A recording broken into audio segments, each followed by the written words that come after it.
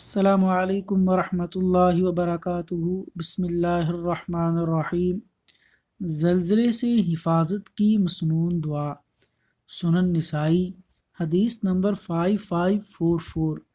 زلزلے اور قدرتی آفات سے بچنے کی مسنون دعا یہ ہے: اللہم انی اعوذ بعظمتک، اللہم انی اعوذ بعظمتک ان اغتال من تحتی۔ ترجمہ: اے اللہ، میں آپ کی عظمت کی پناہ مانگتا ہوں اس بات سے کہ میں نیچے سے ہلاک کیا جاؤں، یعنی زلزلے سے۔ اللہ تبارک و تعالیٰ سے دعا ہے کہ اللہ تعالیٰ ہمیں تمام آفات سے محفوظ رکھے، آمین۔